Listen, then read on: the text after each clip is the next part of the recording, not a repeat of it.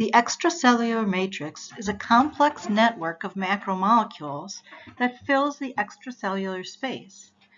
It is secreted and formed by the cells that inhabit it, and it's highly specific to the tissue.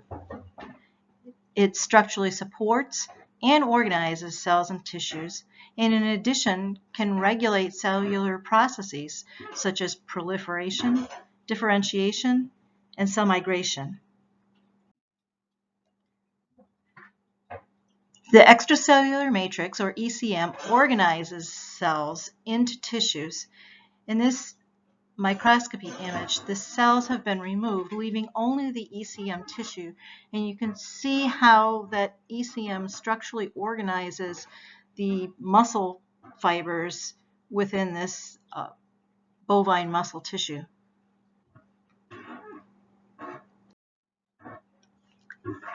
ECM contributes substantially to tissue volume, particularly in some tissues such as cartilage. In this image, you can see that the things that look like islands are actually the cells, whereas all of the rest of the space that's taken up by that pinkish gray color is actually the ECM that's been secreted by these cells. The ECM plays a role in nearly all aspects of dental health, providing a very good reason why all of you should be highly aware of these types of molecules and how they can impact oral tissue structure, tooth development, overall health, and orthodontics, as well as how changes in them could indicate changes in systemic health or disease. The ECM composition throughout the body is highly varied, ranging from hard bones and teeth through stretchy cartilage and tendons to the totally transparent cornea of the eye, the basal lamina that underlies all our epithelial structures, and the strong walls of our vascular system. And yet, all of these ECM tissues are comprised predominantly of four main types of molecules: collagens, elastins, glycoproteins, and proteoglycans. So how do each of these families of molecules contribute to the ECM structure and function? We'll start with collagens. Collagen is the predominant protein in the human body. 30% of all the body's protein is collagen. It is also the predominant structural component of the ECM. The collagen molecule is a triple helix, which is composed of 3 polypeptide chains, and each of these polypeptide chains itself is also twisted into a helical shape. The amino acid sequence of collagens is a repeating sequence of 3 amino acids in which glycine is always included. So it's glycine and then 2 other amino acids. And this is crucial for the strength and integrity of the collagen molecule. Glycine is the smallest amino acid, and only having a hydrogen molecule as its organic side chain.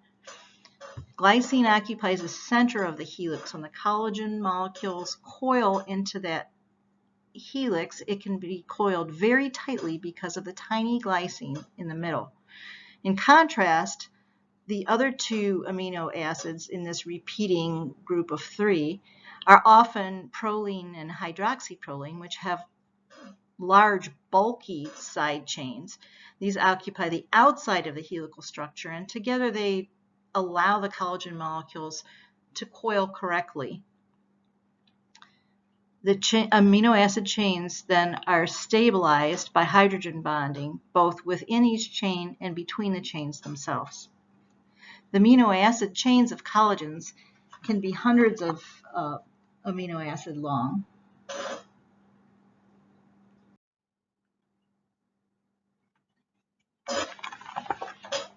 There are more than 25 different types of collagen in the human body.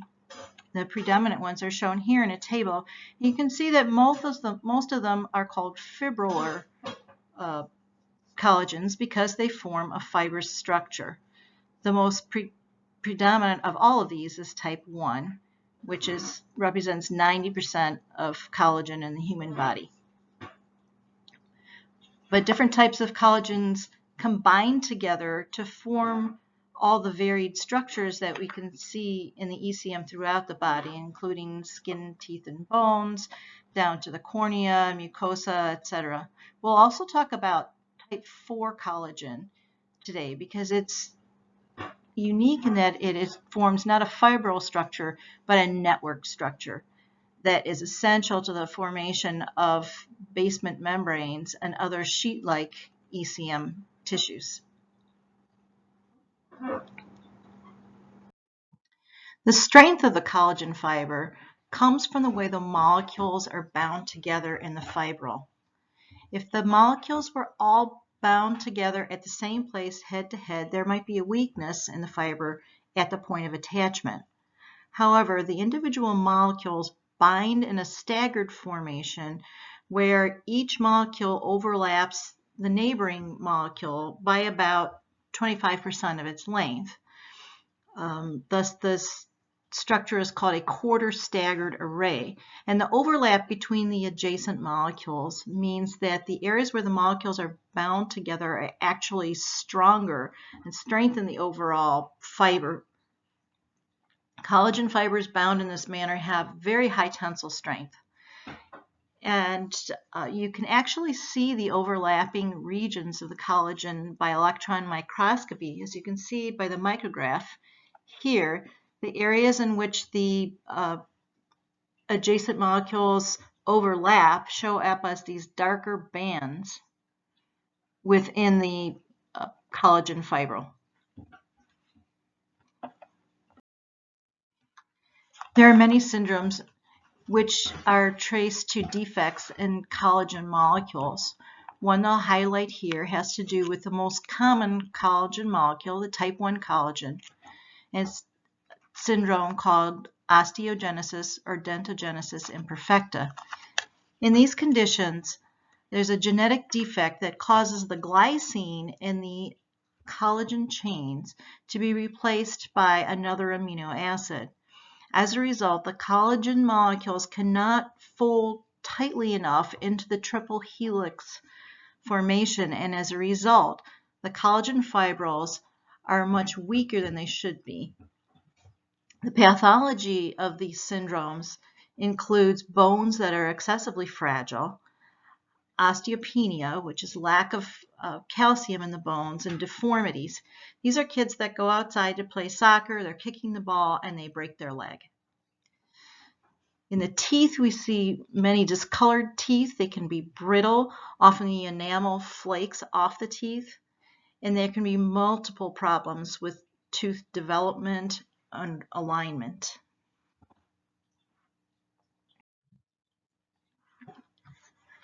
Type 4 collagen is not a fibrous collagen, but instead forms a matrix. This is because the type 4 collagen contains both a fibrillar region and a non-fibrillar region at the carboxyl end of the molecule. The individual type 4 collagen molecules bind together in either a head-to-head or tail-to-tail structure, and this results in this meshwork organization of the type 4 collagen.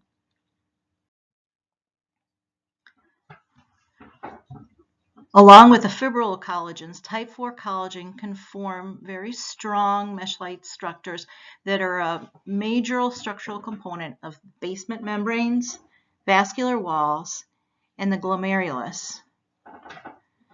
Now, any defects in type 4 collagen can cause kidney failure because of this.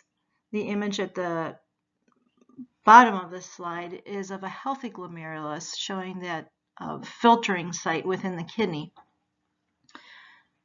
Two examples of diseases related to type 4 collagen in the glomerulus are Goodpasture's syndrome, which is an autoimmune disease in which there are antibodies against type 4 collagen, and Alport's syndrome, which is a genetic disease. In both cases, because of non-functional type 4 collagen, the glomerulus structure is defective and leads to kidney failure.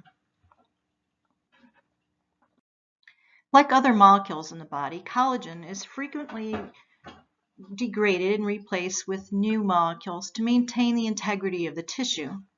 The half-life of collagen varies with the tissue.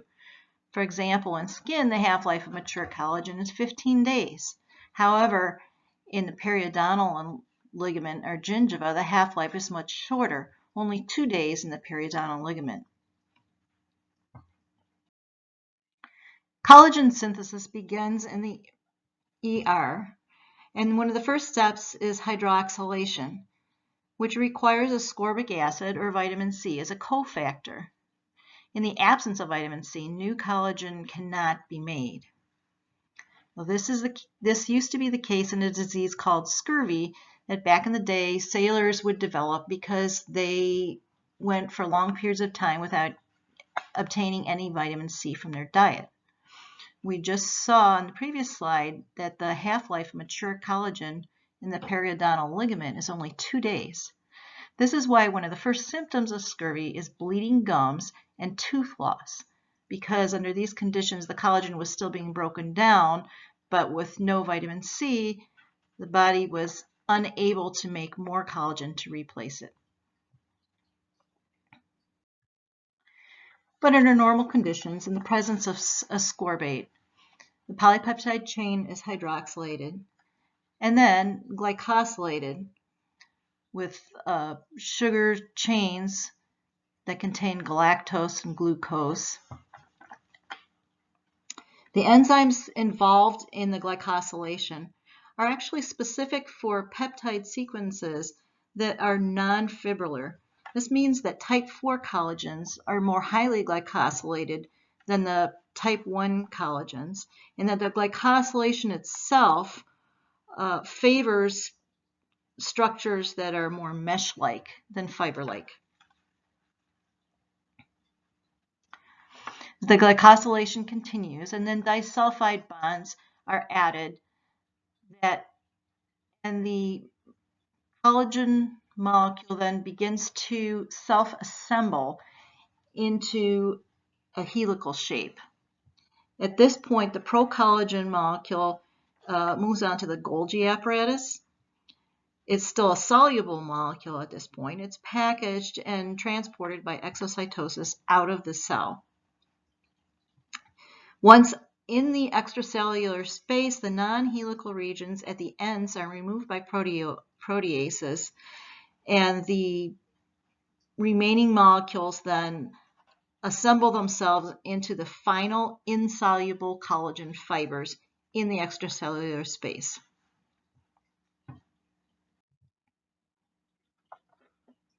About the elastins. Elastins provide flexibility and resilience to the ECM tissues. They're common throughout the ECM, but they're particularly abundant in tissues such as skin, lungs, blood vessels, and tissues that need to have that ability to stretch and then return to their original shape. Although humans only have a single gene for forming elastin, there are more than 20 different types of elastin molecules, which are all formed by alternative splicing of single gene. This is an example of what alternative splicing means. In the DNA, there are portions of the DNA that are transcribed and other portions between these exons which are not. Going from the RNA to the mRNA, the non-translated portions need to be excised by enzymes.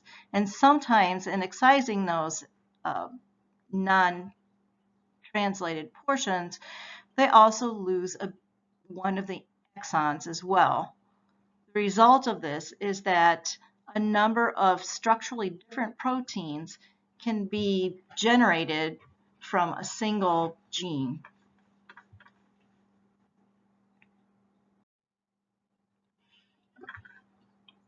Elastins are synthesized inside the cell and then packaged in the Golgi apparatus and transported outside the cell. Once outside the cell, they are cross-linked by the chemistry we just talked about involving lysyl oxidase, and then they form into mature elastin fibers as part of the ECM tissue in the extracellular space.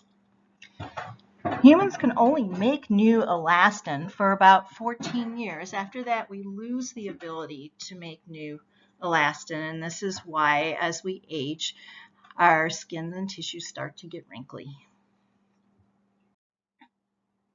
So what gives elastin this amazing flexibility? The answer is in the structure of the molecule itself.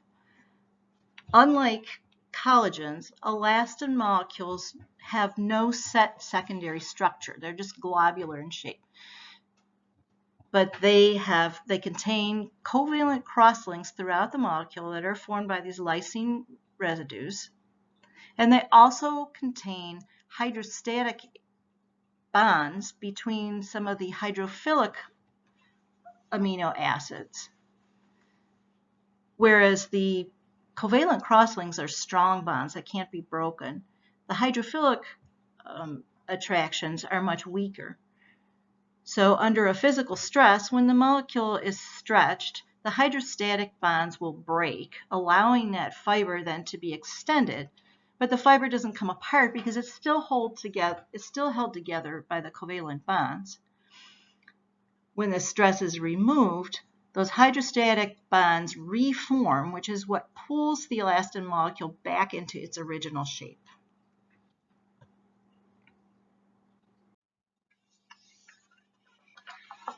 Another difference between collagen and elastin molecules is that the elastins can be cross-linked not only in one dimension but in two. This double cross-link structure with an elastin is called desmosine. And it allows the elastin to be stretched in multiple directions and still retain its integrity.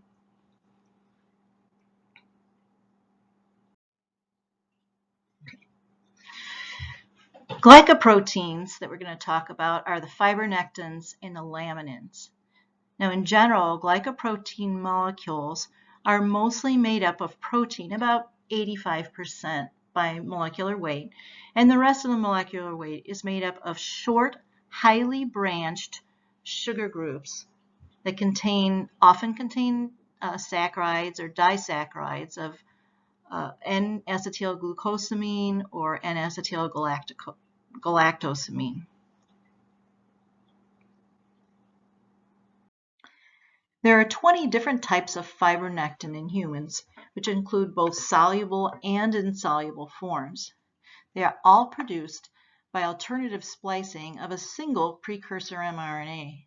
This alternative splicing is regulated by many factors and processes within the cells and tissues, and in addition by activities that may be going on, including embryogenesis, wound healing, or even oncogenesis.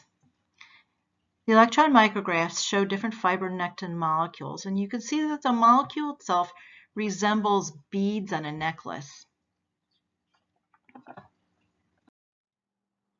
This is because of the structure of the fibronectin molecule, which contains domains that are folded independently as groups, and each of these appear to be a bead on that string. The fibronectin molecule is actually a dimer of two identical subunits that are joined by a disulfide bond. And the diagram you're looking at here shows only one of those subunits with a disulfide bond off to the right. So specific domains that are independently folded here are designed to bind either to other fibronectin molecules or to different molecular components of the ECM, such as collagen binding domains, laminin binding domains. The type 2 domains shown in blue specifically bind to cells. So in addition to contributing to the structure of the ECM tissue itself, fibronectin connects cells to the ECM. Because they join cells to the ECM matrix, fibronectins then can facilitate communications between the intracellular compartments and the extracellular space. Fibronectins then play important roles in many processes, including cell adhesion and growth, differentiation, and the processes of embryogenesis, cell migration, and wound healing. A loss of fibronectin from the surface of tumor cells is one aspect that may contribute to the ease of release of these tumor cells into the circulation and their ability to penetrate the ECM, both of which are steps in the process of tumor metastasis. In the oral cavity, soluble fibronectin plays a role in keeping the epithelial cells healthy. Oral pathogens such as Streptococcus mutans and Porphyromonas gingivalis can bind to epithelial cells, specifically by binding to the fibronectin on their surfaces. Luckily for us, human saliva contains soluble fibronectin that binds to the bacteria and occupies all the binding sites so that the bacteria then are unable to interact with the oral epithelial cells.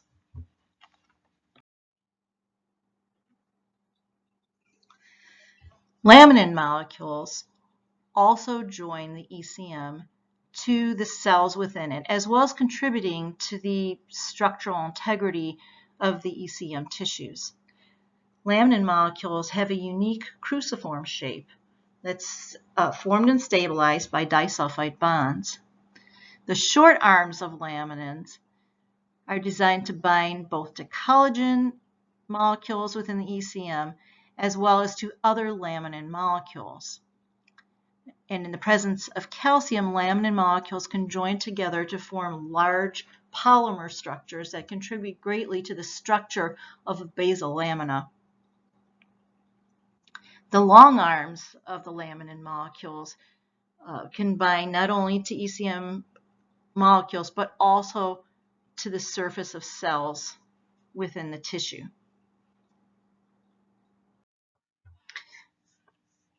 Laminin provides an integral part of the ECM structure, particularly in basement membranes that underlie all epithelial tissues.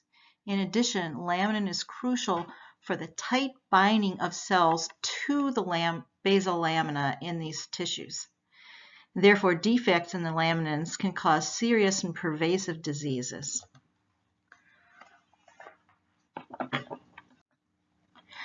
Muscular dystrophies are characterized by a progressive decline in muscle strength and structure. And this can be caused, in some cases, by a mutation in one of the laminin chains, which causes an abnormal basement membrane surrounding the skeletal muscle fibers. Abnormal laminin can also lead to a skin blistering disease called epidermolysis bullosa. This is a very rare disease, but with a lack of functional laminins holding the skin cells to the basal lamina, the skin then blisters off the basal lamina and forms large fluid-filled or blood-filled blisters all over the skin of the affected individual. And in very severe cases, this can be fatal. Finally, defective laminins can cause defects in the kidney filter, which lead to kidney failure.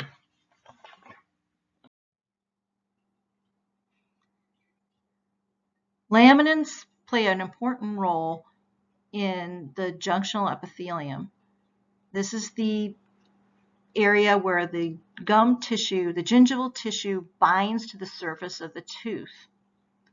This, in a healthy tooth, shown on the left in panel A, the junctional epithelium is rich in certain types of laminins, which form part of a junction called a hemidesmosome. However, interestingly, in implants, even when implants heal, the junctional epithelium is different. It doesn't bind as tightly to the implant as it would have to a tooth in the healthy situation. And only about a third of that junctional epithelium is rich in laminins.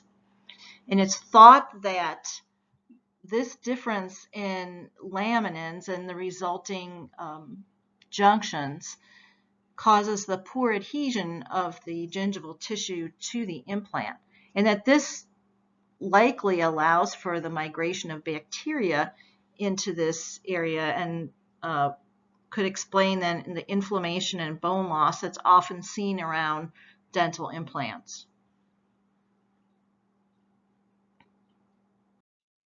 Like the glycoproteins, proteoglycan molecules are also comprised of a peptide background and a carbohydrate chains.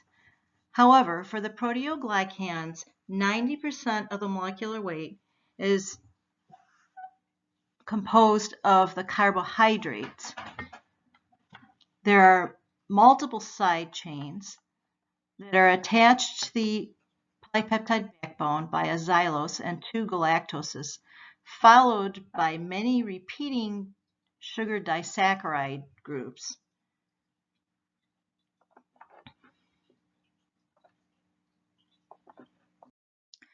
The carbohydrate chains of proteoglycans are called glucosaminoglycans, or GAG chains for short, and some of the most common ones are listed here in this table. But the first one is unlike all the others. Hyaluronic acid exists simply as a GAG chain without any amino acid backbone component to it. And unlike the other GAGs, it has no sulfation. Hyaluronic acid is commonly found in joint tissues and ocular fluids. Chondroitin sulfates are a major component of cartilage, and you may have heard of them because people often take supplements, chondroitin and glucosamine supplements for joint ailments. Dermatan sulfate is highly enriched in skin, blood vessels, and blood valves. And heparan sulfate and heparin are related molecules, heparin being the soluble form. The keratan sulfates form the final group that are enriched in cartilage and cornea. Each of these GAG chains has a characteristic repeating disaccharide, and each of them is sulfated over and over on certain disaccharide components. This means that proteoglycans, because of their many GAG chains, carry a very high negative net charge.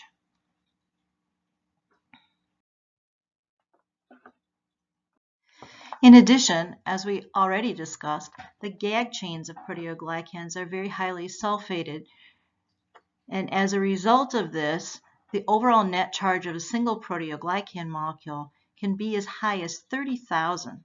This tremendous net negative charge attracts positively charged ions in the vicinity, which in the body means sodium ions, and by osmosis, water is drawn to form a complex with the proteoglycan molecule. The result is that proteoglycans form a gel-like compound, and this structure adds resilience and durability to ECM tissues, particularly in tissues of the joints, which take a lot of pressure and are commonly deformed and then have to reestablish their original structure. In addition, hydration of the proteoglycans means that the proteoglycan complex is very large. So the proteoglycans have several functions. They give structural support just based on their size and rigidity. They also form these gel-like compounds. And because of their hydrated forms, even though by numbers, proteoglycan molecules only make up about 10% of the ECM, in terms of volume, the proteoglycan complex fills 90% of the volume of the extracellular matrix. Now, in addition to these contributions, proteoglycans can also bind growth factors. They can regulate the activity of certain secreted proteins, and they can act as co-receptors by binding ligand molecules in the environment in such a way that they are correctly oriented to then bind with their receptors on the surface of the cell. This slide shows a synthesis, or part of the synthesis, of chondroitin 6-sulfate. And the main point here is that the synthesis requires a specific coordinated series of enzymes, as once that core protein has been formed and hydroxylated, each sugar has to be added individually by an individual enzyme. So this is a long stepwise process. Similarly, as proteoglycans are broken down and reformed in normal turnover, proteoglycan degradation is also a stepwise process. This occurs in the lysozymes.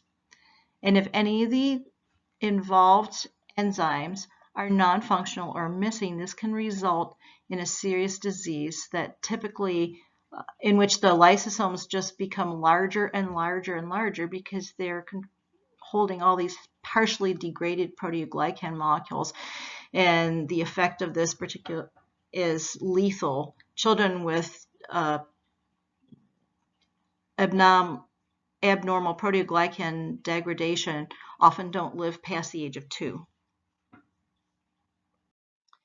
In summary, the extracellular matrix gives both structure and organization to the cells and tissues. The ECM is not a passive structure, but instead participates in regulating cellular processes and facilitates communication between the cells and their microenvironment.